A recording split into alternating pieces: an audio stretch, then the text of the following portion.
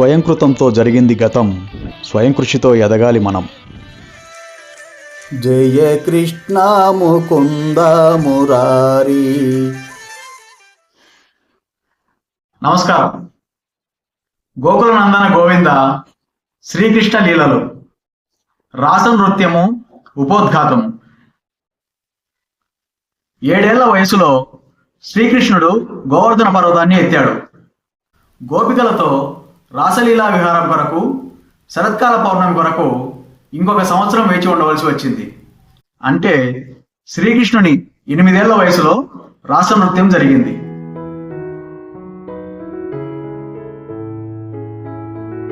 రంగస్థల నటుడు పలువురు నర్తకీమణులతో కలిసి చేసే నృత్యమే రాసనృత్యమని పిలువబడుతుంది. శరత్కాల పౌర్ణమి రాత్రిని చూడగానే శ్రీకృష్ణుడు నానా రకాల పుష్పాలతో, ముఖ్యంగా సుగంధభరితమైన మల్లికా పుష్పాలతో తనను అలంకరించుకున్నాడు. తననే భర్తగా పొందగోరుతూ గోపికలు కాత్యాయనీదేవిని ప్రార్థించడము అతడు గుర్తు చేసుకొని చక్కని రాసనృత్యానికి శరత్కాల పౌర్ణమియే చక్కని సమయమని భావించాడు. తద్వారా తనను భర్తగా పొందాలనే గోపికల కోరిక తీరుతుంది. చెప్పబోయే రాసనృత్యము గోపికలతో యోగమాయా స్థాయిలోనే జరిగింది కానీ మహామాయా స్థాయిలో కాదు. భౌతిక జగత్తులోని యువతీ యువకుల నృత్యము మహామాయా సామ్రాజ్య పరిధిలోకి వస్తుంది. కాగా గోపికలతో శ్రీకృష్ణుని రాసనృత్యము యోగమాయా స్థాయిలో జరిగింది. గోపికలతో శ్రీకృష్ణుని రాసనృత్యము యువతీ యువకుల సాధారణ కలయికలాగా కనిపించినప్పటికీ వారి గుణం పూర్తిగా వేరయి ఉంటుంది. కృష్ణుని తమ భర్తగా పొందగోరిన గోపికలు అది వరకే పెళ్ళైన వారు. నిజానికి శ్రీకృష్ణుడు పరమభోక్త కనుక ఎల్లరకు భర్త అయి ఉన్నాడు. గోపికలందరూ శ్రీకృష్ణునే భర్తగా కోరుకున్నారు. కానీ యథార్థానికి గోపికలందరినీ వివాహం చేసుకునే అవకాశమే లేదు. కానీ శ్రీకృష్ణునే తమ పరమపతిగా పొందే సహజ స్వభావాన్ని గోపికలు కలిగి ఉన్నారు కాబట్టి గోపికా కృష్ణుల నడుమ ఉన్నట్టి సంబంధము పరకీయ రసంగా చెప్పబడింది. భౌతిక జగత్తులో పరకీయ రసము అత్యంత హేయమైనది. కానీ ఆధ్యాత్మిక జగత్తులో అది గోపికా కృష్ణుల మహోన్నతమైన సంబంధముగా నెలకొని ఉంటుంది. ప్రభువు సేవకుడు, మిత్రుడు పుత్రుడు తండ్రి, ప్రియుడు ప్రేయసి వంటి ఎన్నో సంబంధాలు శ్రీకృష్ణునితో సాధ్యమై ఉంటాయి. ఈ రసభావనలన్నింటిలోనూ పరకీయ రసభావమే సమున్నతమైనదని భావించబడింది.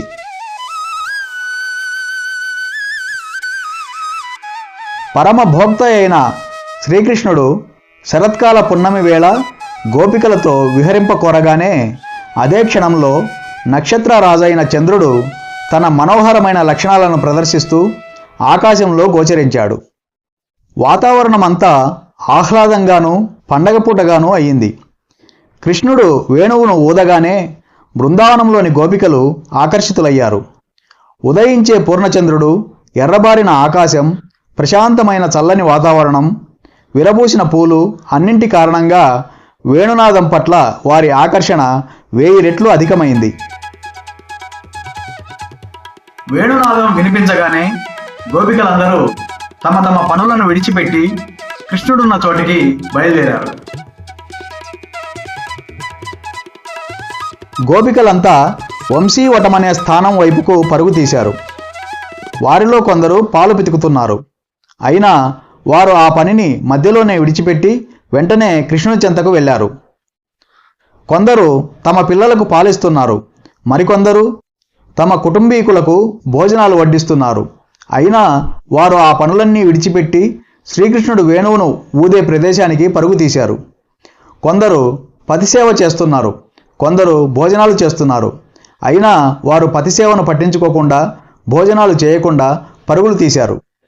గోపికలందరూ హడావుడిగా తమ తమ నెలవులను విడిచిపోతున్నప్పుడు వారి భర్తలు, సోదరులు, తండ్రులు వారెక్కడికి పోతున్నారో తెలియక ఆశ్చర్యచకితులయ్యారు.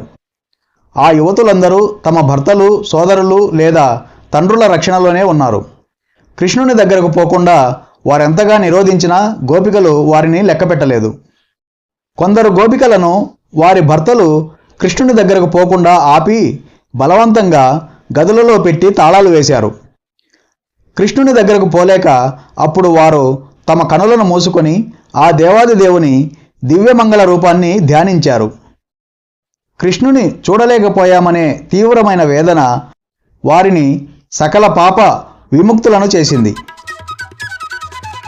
గోపికలందరూ తన చెంత సమకూడగానే శ్రీకృష్ణుడు వారిని ఆహ్వానిస్తూ తన మాటల చమత్కారంతో వారిని నిరుత్సాహపరుస్తూ పలకడం మొదలుపెట్టాడు. బృందావన వనితలారా, మీరు సౌభాగ్యవంతులు, నాకు అత్యంత ప్రియమైన వారు. మీరిక్కడకు వచ్చినందుకు నాకెంతో ఆనందంగా ఉంది. బృందావనంలో అంతా బాగానే ఉన్నదని అనుకుంటాను. మీ కొరకు నేనేమి చేయాలో ఇప్పుడు చెప్పండి. ఇంత రాత్రివేళ మీరిక్కడకు రావడంలో ప్రయోజనమేమిటి? మీరంతా ఇక్కడ ఆసీనులై మీ కొరకు నేనేమి చేయాలో చెప్పవలసింది అన్నాడు. కృష్ణుని సాంగత్యాన్ని అనుభవించడానికే, అతనితో కలిసి నృత్యం చేయడానికే, అతనిని ఆలింగనం చేసుకుని చుంబించడానికే గోపికలు అక్కడికి వచ్చారు. కానీ శ్రీకృష్ణుడు నానా రకాలైన మర్యాదలను చూపుతూ తమను ఆహ్వానించడం చూసి వారు ఆశ్చర్యపోయారు. శ్రీకృష్ణుడు వారికి ఉపదేశం చేస్తూ, గోపికలారా, ఇది నడిరేయి అని, ఈ అరణ్యము అత్యంత ప్రమాదకరమైనదని బాగా తెలుసుకోండి. ఈ సమయంలో పులులు, ఎలుగుబంట్లు, నక్కలు, తోడేళ్ల వంటి క్రూర జంతువులు వనంలో తిరుగుతుంటాయి. కాబట్టి అది మీకు అత్యంత ప్రమాదకరమవుతుంది. ఇప్పుడు మీకు క్షేమకరమైన ప్రదేశమే దొరకదు. మీరెక్కడికి పోయినా తమ ఆహారం కొరకు వెదికే ఈ జంతువులే కనిపిస్తాయి. కనుక నడిరేయి ఇక్కడకు వచ్చి మీరు గొప్ప సాహసమే చేశారని నేను తలుస్తున్నాను. దయచేసి ఎటువంటి ఆలస్యం చేయకుండా వెంటనే తిరిగి వెళ్ళిపోండి అని అన్నాడు. గోపికలందరూ ఇంకా నవ్వుతూనే ఉండడం చూసి అతడు వారితో, మీ రూప లక్షణాలు నాకు బాగా తెలుసు, మీరందరూ సుమధ్యములు అని అన్నాడు. గోపికలందరూ పరమ సౌందర్యవతులు. ఇక్కడ వారందరూ సుమధ్యమ అనే పదంతో వర్ణించబడ్డారు. సన్నని నడుము కలిగిన సౌందర్యవతినే సుమధ్యమ అని పిలుస్తారు. శ్రీకృష్ణుడు కొనసాగిస్తూ, గోపికలారా, మీ సంరక్షకుల అనుమతి లేకుండానే మీరు ఇల్లు విడిచి వచ్చారని నాకు అర్థమవుతున్నది. మీ తల్లులు, తండ్రులు, సోదరులు, పుత్రులు, ఇక భర్తల గురించి చెప్పేదేమున్నది? అందరూ కూడా మిమ్ము వెతకడంలో ఆతృత పడవచ్చు. మీరిక్కడ ఉన్నంత వరకు వారు వివిధ ప్రదేశాలలో వెతుకుతూనే ఉంటారు. వారి మనస్సులు తప్పక కలవరపాటు చెందే ఉంటాయి. కాబట్టి ఆలస్యం చేయకండి, వెంటనే తిరిగి వెళ్ళి వారికి ప్రశాంతతను కలుగజేయండి అని అన్నాడు.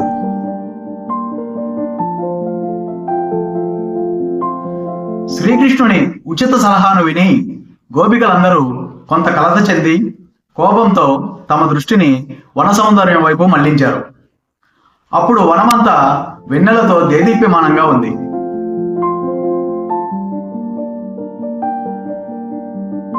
వారంతా వనాన్ని వీక్షించడం చూసిన కృష్ణుడు వారితో, మీరంతా ఈ రేయి బృందావన శోభను చూడడానికే వచ్చినట్లు నేను తలుస్తాను. అయినా మీరిప్పుడు సంతృష్టి చెందారనే అనుకుంటాను. కనుక వెంటనే ఇండ్లకు తిరిగి వెళ్ళండి, ఆలస్యం చేయకండి. బృందావన రమణీయ శోభను చూశారు కాబట్టి వెంటనే తిరిగి వెళ్ళి మీ పతుల సేవలో నిలవండి. మీరు చిన్నవారైనా కొందరికి ఇప్పటికే సంతానం కూడా ఉండి ఉండవచ్చును. మీరు మీ పిల్లలను ఇళ్లలోనే విడిచి వచ్చారు. వారంతా ఇప్పుడు ఏడుస్తుండవచ్చును. వెంటనే వెళ్ళి వారికి స్తన్యపానం చేయించండి. నా పట్ల మీకు పరమానురాగము ఉన్నదని కూడా నాకు తెలుసు. ఆ దివ్యానురాగంతోనే నా మురళీనాదాన్ని విని మీరిక్కడికి వచ్చారు. నా ఎడ మీ అనురాగము మెచ్చదగినదే. దానికి నేను కృతజ్ఞుడను. ఇప్పటికీ మీ ఇండ్లకు వెళ్ళండి. మీకు ఇంకొక విషయము నేను చెప్పేదేమిటంటే, సతికి నిష్కపటముగా పతిని సేవించడమే ఉత్తమ ధర్మము. స్త్రీ తన భర్తకు అనుకూలవతి అయి ఉండటమే కాకుండా పతి యొక్క బంధువుల పట్ల అనురాగంతోనూ, అత్తమామల పట్ల అణుకువతోనూ, మరదుల పట్ల కూడా అనురాగంతోనూ ఉండాలి. ముఖ్యంగా తమ సంతానాన్ని శ్రద్ధతో పెంచాలి అని అన్నాడు. పతిసేవను గురించి కూడా నొక్కి చెబుతూ అతడు, భర్త సచ్చీలుడు కాకపోయినా అతడు ధనవంతుడు లేదా భాగ్యవంతుడు కాకపోయినా, లేదా ముసలివాడు నిరంతర రోగాల కారణంగా అశక్తుడైనా, అతని పరిస్థితి ఎటువంటిదైనా దేహత్యాగము తర్వాత ఉన్నత లోకాలను అభిలషించే స్త్రీ తన భర్తను విడవకూడదు. అంతేకాకుండా అసతి అయి పరపురుషుని అన్వేషించే వనిత సంఘంలో అత్యంత హీనురాలిగా పరిగణించబడుతుంది. అటువంటి అలవాటు స్త్రీకి ఉన్నత లోక ప్రాప్తి కలుగనేయకుండా చేస్తుంది. అట్టి అలవాట్ల ఫలితము పతనమే. నా యందు అనురక్తులమని, నా సాంగత్యాన్ని కోరుకుంటున్నామని మీరు తలిస్తే నాతో కలిసి ఉండడానికి యత్నించకండి. మీ ఇండ్లకు వెళ్ళి నా గురించి మాట్లాడుతూ నన్ను తలుచుకోవడమే ఉత్తమము. నిరంతరము నన్ను తలుచుకోవడం ద్వారా, నా నామాలను కీర్తించడం ద్వారా మీరు నిశ్చయంగా ఆధ్యాత్మిక పదాన్ని చేరుకుంటారు. దాని కొరకు నా పక్కనే నిలబడవలసిన అవసరం లేదు. కనుక ఇండ్లకు తిరిగి వెళ్ళండి అని అన్నాడు.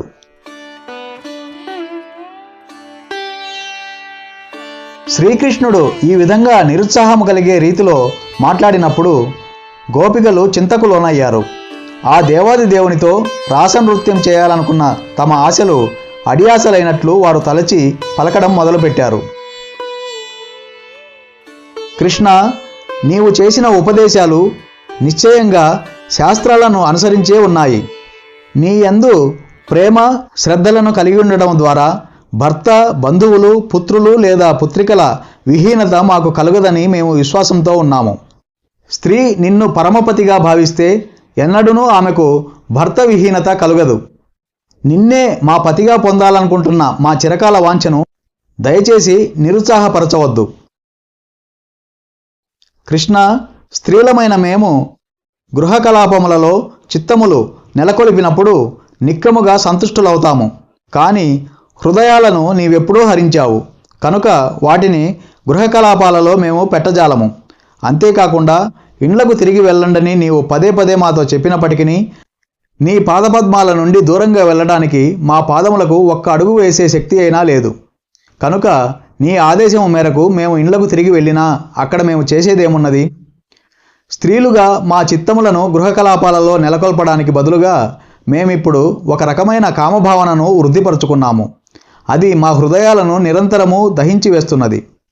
నీ సుందరమైన దరహాసముతోనూ నీ పెదవుల నుండి వెలువడే దివ్యనాదంతోనూ ఆ అగ్నిని చల్లార్చమని మేము వేడుకుంటున్నాము. నీవి ఉపకారము మాకు చేయకపోతే ఈ విరహాగ్నిలో మేము నిశ్చయంగా కాలి బూడిదవుతాము. అటువంటి పరిస్థితిలో మేము నిన్ను, నీ సుందరమైన రూపాన్ని తలుస్తూ వెంటనే దేహాలను త్యజిస్తాము. ఆ విధంగానే తదుపరి జన్మలో మేము నీ పాదపద్మాల చెంత నివసించడము మాకు సాధ్యపడుతుందని తలుస్తాము. కృష్ణ, మేము ఇండ్లకు వెళితే మా భర్తలు ఈ కామాగ్నిని చల్లార్చగలరని నీవంటే అది ఏమాత్రం సాధ్యపడదని మేమిప్పుడు నీకు చెబుతున్నాము. వనంలో నీతో కలిసి విహరించే అవకాశాన్ని నీవు మాకిచ్చావు.